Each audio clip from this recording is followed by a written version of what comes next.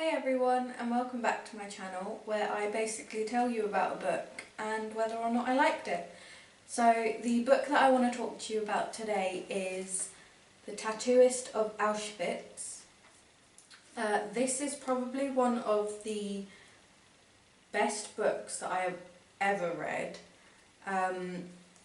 I will just quickly read you the blurb at the back so you get like a summary of what the book is about.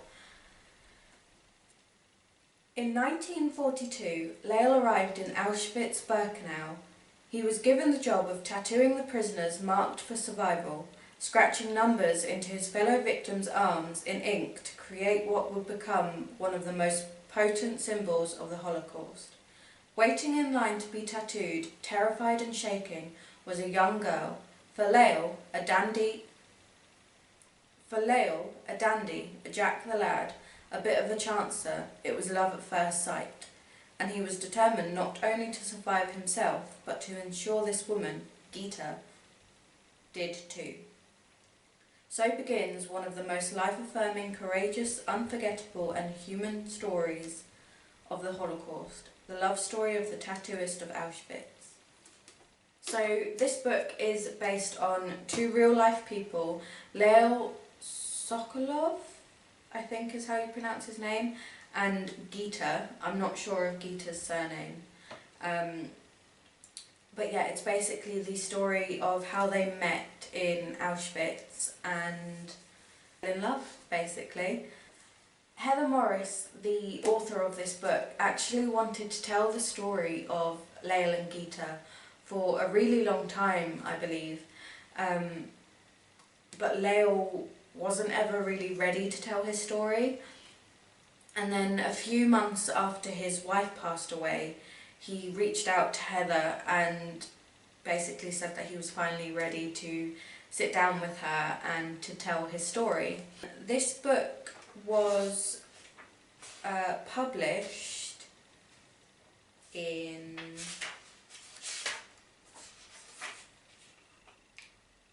a year that I can't seem to find.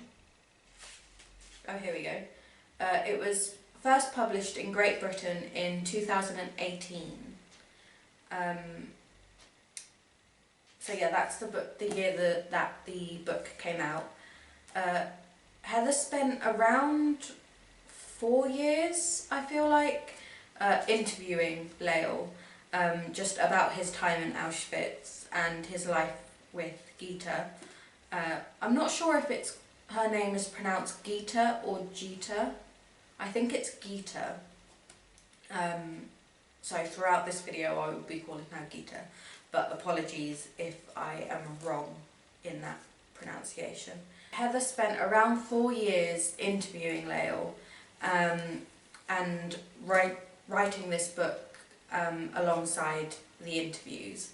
I feel like this book sums up Lael as a person really, really well, like his personality and just the kind of person he was. Throughout the book you can really see how much he cared for everyone, and how selfless he was. Like, he really loved and cared for everybody else in the camp,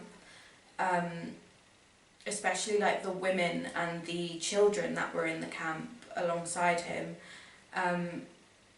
which was astonishing to me, because whenever we think of Auschwitz and like the time that it was and the things that were going on, really he wouldn't have been blamed if he was selfish and only thought of himself, but instead he decided to not be selfish and to care for everybody else in the camp in a way more than he cared for himself. So yeah, Lael comes across as an amazing person, and I'm sure he doesn't just come across as an amazing person. I'm sure he was an amazing person. The book opens with the prologue, where Lael is actually tattooing Gita, so she's giving her number. And I feel like this is such a thought-provoking way to start a book of this genre and a book of this kind, because it really makes you think of how dehumanized these people were. Not only Lael and Gita, but everybody in the camp. They had no longer had names. They were a number for so many years, and the fact that we see Lael tattooing someone at the very beginning of this book is an eye-opener, because it makes you see that not only was Lael dehumanized as well, he was given a number, he was given a tattoo when he arrived at the camp, but then he was also forced to dehumanize his fellow prisoners. Also, seeing Lael tattoo people, and like I said, dehumanize them right at the start of the book, really makes you think more when you see everything else that he does in the book and everything else that he does for all the other people in the book. Yeah, that's how the book starts. Throughout the book you just see how good of a person Lael is. For example, he helps prisoners when they're ill to get easier jobs. So he sometimes gets a prisoner that isn't feeling too good or is ill at the moment to come and help him tattoo people, which, yes, is such a hard job because it's tattooing someone who is going to be a prisoner for the next few years. But it's a lot better than the physical work that they had at the camps, where you couldn't really do the physical work if you were ill. And if the officers at the camp seen that you were unable to do the work that they gave you, you were very likely to be killed in the camp. So throughout the book you can really see that Lael tries his hardest to get ill prisoners or prisoners that are weaker into better jobs that they're able to do. There's admin jobs, or there's tattooing like he does. Other things that he does is he will try his hardest to find medicine, or do first aid on ill prisoners as well, so that the officers don't find them and throw them in the gas chambers, basically. Also, when the book follows him tattooing people, so there's a few chapters throughout the book that just shows him tattooing people and his thought process while he's doing that. It mentions so many times in those chapters that he will apologise to especially the women and the children that he tattoos. He will apologise to them for what he's about to do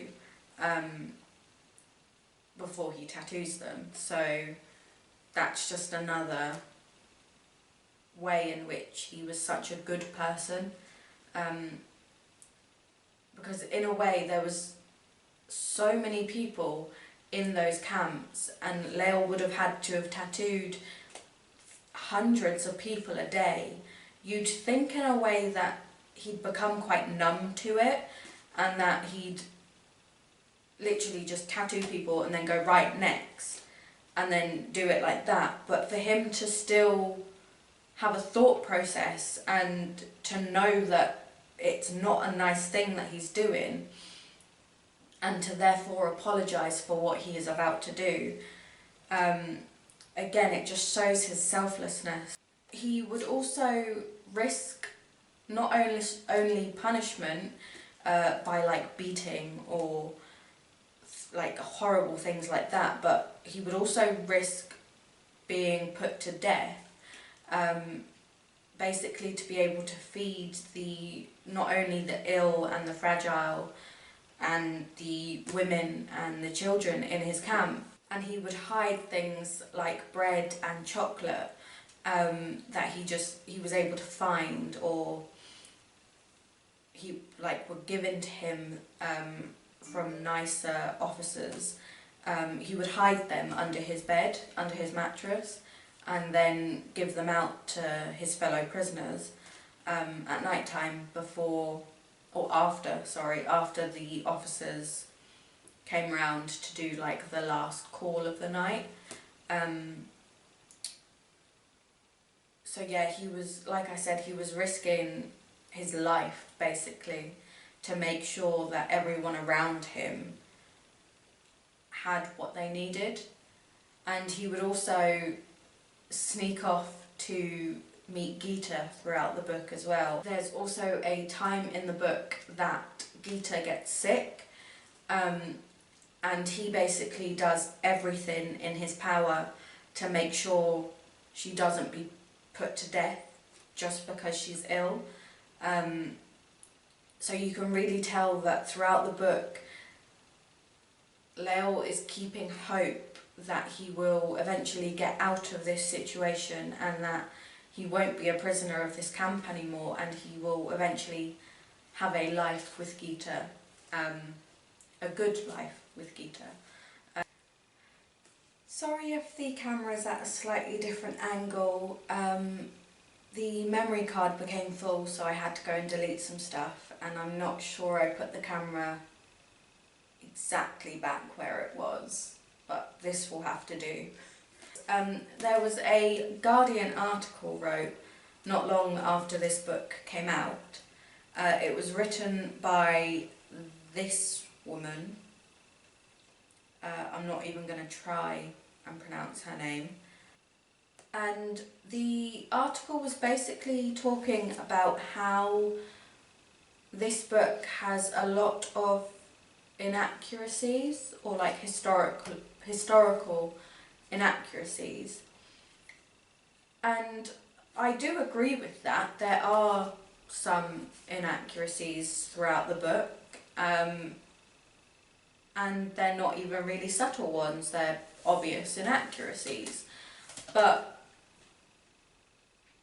Or there's some things that are like exaggerated, I would say. They're not even necessarily not accurate, they're just exaggerated a bit.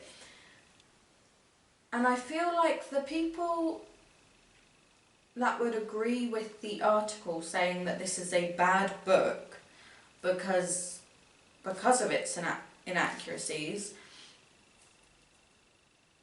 I would say that they don't understand how writing about history works. Because yes, Leo was a real life person, so was Gita. So it's a story about his life in Auschwitz. He was in Auschwitz for such a long time, like so many years, and he met so many people, did so many things, and had so many conversations, not all of which would he have remembered in the interviews that he had with Heather Morris. So he would only have been able to give her bits and pieces throughout the years that he was in this camp. So Heather Morris decided, as a good author, that she would put filler into the book through conversations or events and things like that, that yes, may not have happened and maybe over-exaggerated a bit, but they're needed for this book to make sense and for it to not be a jumpy biography, if that makes sense. Like, this isn't a biography, it's a story told by an author about a real life person, but it's still a story. So for it to be made into a full story, there needed to be filler, and there needed to be things that Lael talked about, but he may have only spoken about them to a certain extent, and they needed to be extended. So yes, there's inaccuracies in this story, but it doesn't take anything away from the story. It's still brilliantly written. It's still such a heart-wrenching story.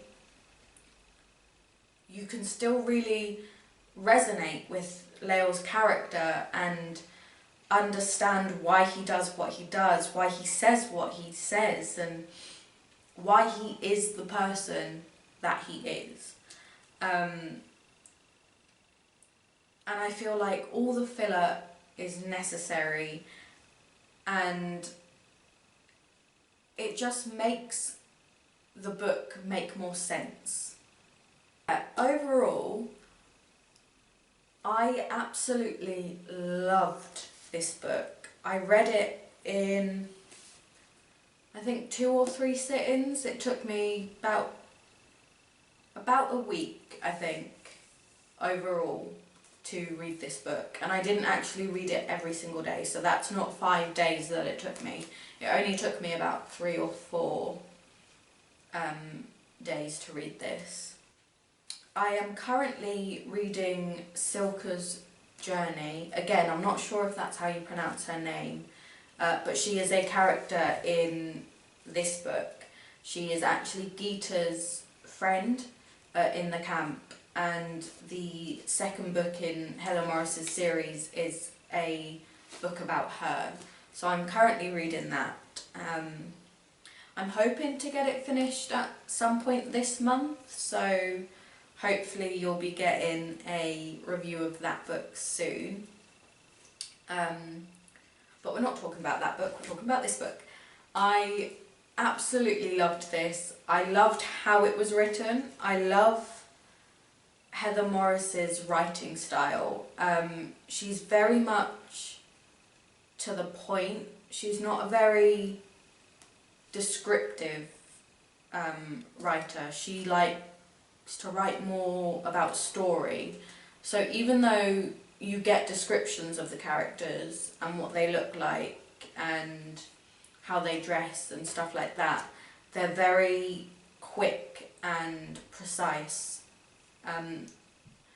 Whereas I know there's some authors out there that just love to describe things, and most of their book is just them describing what's in a room, and there's no actual real story to it. Whereas this is solely, I don't know if solely is the right word actually, this is a book that is mostly story and few descriptions. If you are a lover of history, or this time in history specifically, so like the Nazis and stuff like that, I would highly suggest you read this book.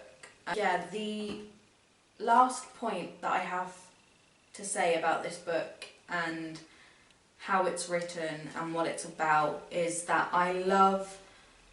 the main reason that I love this book is because it's a book about love set in one of the most horrible and hatred-ridden times of history. Like concentration camps and the Nazis and all of that ran on hate and their hate for certain people. And I love that there is a book. Yes, it's set at that time and in that horrible, horrible place. And yes, it tells you about it, and there are scenes where people die and people are talked to in such horrible ways. But in the end, this is a book about love and how love wins. And I think that's my favourite thing about this book. So yeah, if you love history and you love kind of love story books as well, I'd recommend this book. Basically, everyone go and read this book. And that is all I have to say in today's video. And yeah, that's all I have to say about it, is go and read it. I actually have set up a Goodreads where I will be writing a little review of all of the books that I talk about in my videos, so I will leave a link to that in the description. I will also leave a link to my Bookstagram and my normal Instagram as well, and I will also leave a link to my other channel, my other YouTube channel, where I don't actually talk about books that much. Shock horror. So yeah, all of those links will be down in the description. And that's it for today's video. I hope you have a lovely week, and I will see you again soon. Bye!